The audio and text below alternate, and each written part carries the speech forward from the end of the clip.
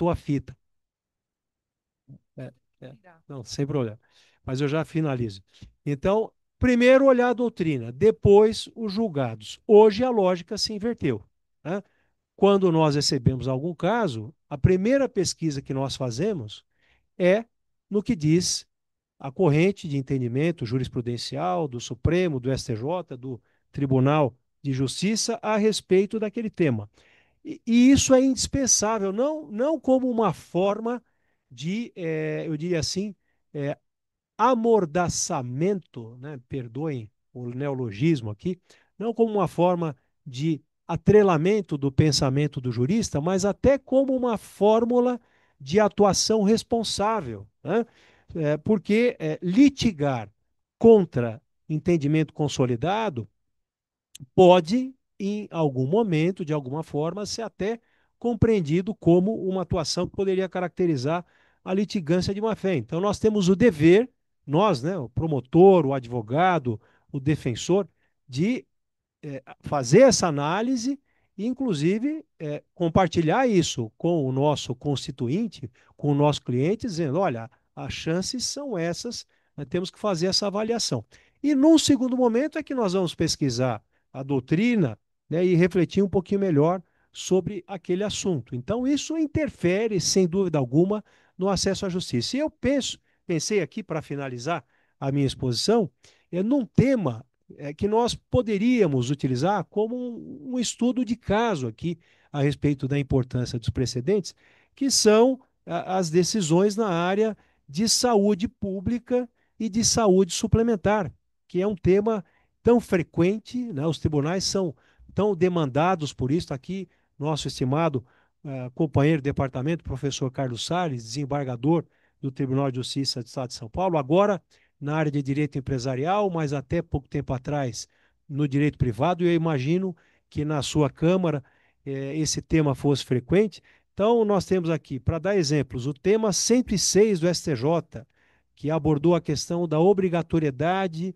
do fornecimento de medicamentos não incorporados ao SUS, Sistema Único de Saúde. Tema 990 do STJ, né, no sentido de que as operadoras de plano de saúde não estão obrigadas a fornecer medicamentos não registrados na Anvisa. Na mesma linha, ainda do STJ, nesse mesmo assunto, o tema 1082. Depois, o tema 1016 do STJ, falando de reajuste de plano de saúde por faixa etária. Depois, no Supremo, tema 1234, legitimidade passiva da União e competência da Justiça Federal para ações buscando fornecimento de medicamentos registrados na Agência Nacional de Vigilância Sanitária, mas não padronizados no Sistema Único de Saúde. Ação direta de inconstitucionalidade 7265, critérios para que os planos de saúde cubram tratamentos fora da lista da ANS e por aí vai.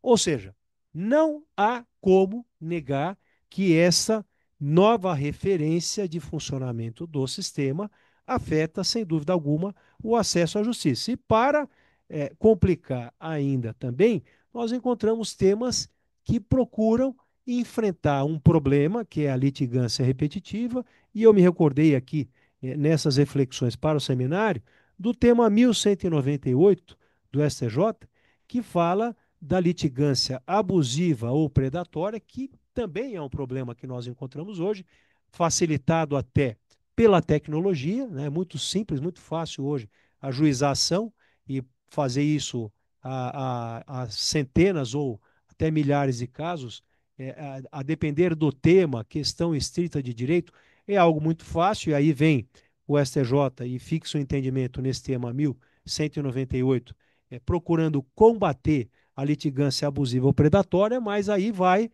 a preocupação de quem tem um olhar também para o lado do acesso à justiça. O combate à litigância repetitiva ou predatória não pode ser um pretexto para fechar as portas do acesso à justiça a partir de uma aplicação automática de entendimentos dessa natureza. Tá?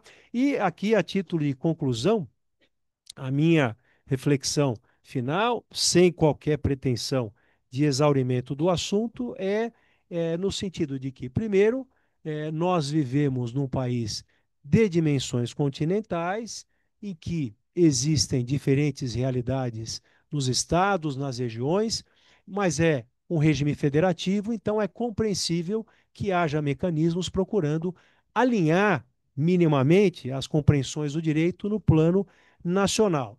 Também não há dúvida de que o legislador ele fez algumas opções inéditas, porque embora haja, como o professor Tércio bem lembrou, uma preocupação em várias experiências de civil law, no sentido de fortalecimento dos entendimentos dos tribunais, do peso da jurisprudência, a experiência brasileira ela é, pode-se dizer, inédita nesse cenário. Nós não encontramos nada igual. E aí vale aquela frase, né, professor? Alguns dizem que o Brasil não é para amadores, né? Hoje eu já acho que não é nem para profissionais, né? Porque o professor Piva também falou, é difícil ensinar o direito processual. Não, acho que é difícil ensinar o direito hoje, né? Porque o que vale hoje e amanhã não necessariamente valerá. Mas, de todo modo, o sistema está posto. Eu ainda sou otimista. Eu penso que, a despeito de todas as dificuldades e críticas, era necessário, de algum modo, enfrentar a realidade brasileira, que é uma realidade complexa, e não é possível imaginar, né, um volume tão grande de casos e a revelação tão frequente da jurisprudência lotérica. E aí eu me lembro também de uma advertência do saudoso professor José Carlos Barbosa Moreira, da Universidade Estadual do Rio de Janeiro, conhecido e respeitado processualista. Professor Barbosa Moreira, num texto muito conhecido, ele diz o seguinte: quando nós encontrarmos defeitos na técnica processual, desconfiemos, antes de tudo, de nós mesmos e da nossa capacidade de lidar com ela e com as suas ferramentas. Então, eu penso, sem dúvida alguma, que cabe a nós também, profissionais do direito, diante dessa realidade complexa, fazermos o nosso dever de casa e tentarmos nos preparar para enfrentar essa realidade. Aí, o tempo e a nossa capacidade de fazer essa reflexão e tentar evoluir nesse aprendizado pessoal, dirá se a opção do legislador foi ou não correta. Maria Cecília, eu peço desculpa pelo excesso de tempo, também professor Tércio, professor Piva, agradeço pela atenção e fico à disposição, embora eu tenha que sair em seguida, porque eu tenho aula na graduação que já se iniciou Eu e ia eu vou perguntar agora. a seguir para lá. Muito obrigado. Mas eu, mais alguns minutos, posso ficar. Agradecer demais o professor Leonel por essa fala tão coadunada também com os propósitos do DJ, refletindo, né, sempre sobre a perspectiva do acesso à justiça. Acho que isso que faz esse nosso curso, que já é tão longevo, ser tão especial. Eu lembro em 2005, quando eu era aluna da graduação, que eu vi a professora Ada falando num curso, palestrando num dos cursos do DJ, e foi ali que eu decidi que eu ia estudar processo civil. Porque a abordagem que a gente traz aqui, começando pelo professor Piva, passando pelo professor Tércio e agora o professor Leonel, é especial. Acho que todas as edições dos cursos do DJ, a gente percebe que essa lente que a gente provoca e o ambiente que é criado no curso do DJ traz e resgata essa perspectiva do acesso à justiça tão importante num país como o nosso, né, com tanta desigualdade. Dado a exiguidade do tempo, eu ia perguntar se a gente tem a possibilidade de coletar aí talvez duas perguntas da nossa audiência. Se não dá tempo, então, dado o nosso atraso, a gente encerra aqui o nosso painel, agradecendo a todos e a todas, e eu chamo aqui as nossas diretoras de relações públicas para um aviso e para dar continuidade à nossa programação. Muito obrigada.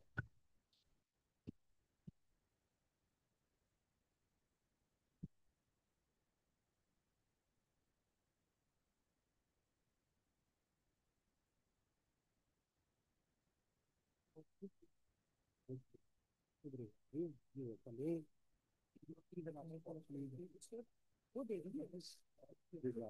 Maravilhoso daquela fala. Muito obrigado. Ele que deu a ideia. Eu estou sendo a mensageira, embora também interessada. Acho que sim. Oi. Queria agradecer as brilhantes considerações aqui do Pensa. professor Walter, professor Tércio e da Cissa. Antes do intervalo, a gente queria agradecer também os nossos patrocinadores, que sem eles esse evento não seria possível, que proporcionam tanto o evento quanto a manutenção dos serviços do departamento jurídico, que presta assistência gratuita há mais de um século, na maior qualidade que a gente consegue. Então, queria agradecer Bermudes Advogados, a SBZ, Schaflin Goldberg e Venbon Advogados. Huck Otranto Camargo, Advocacia Sandoval Filho, Demareste, Yashel Advogados, Levi Salomão Advogados, Matos Filho, Machado Meyer, de Blasi Parente e Associados, Velosa Advogados, Advocacia Maris de Oliveira, Ferro Castro Neves, Daltro e Gomide Advogados, e, por fim, Galdino Pimenta Takemi, Ayobi Salgueiro Rezende de Almeida. E a gente também vai sortear um brinde dos nossos patrocinadores, que são duas mochilas da Schaflin Goldberg e Vem Bom. A gente vai fazer o sorteio aqui na hora e chamamos os sorteados. O primeiro é o Marcos Libório Fernandes. Marcos, tá aí? Pode vir buscar o seu brinde.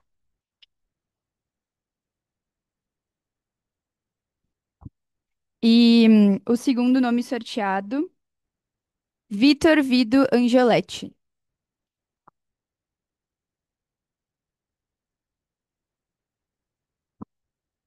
Agora a gente vai fazer um pequeno intervalo e vamos ter o coffee break aqui, seguindo o corredor à direita. Obrigada. Ah, a gente volta 8h30. 8h40.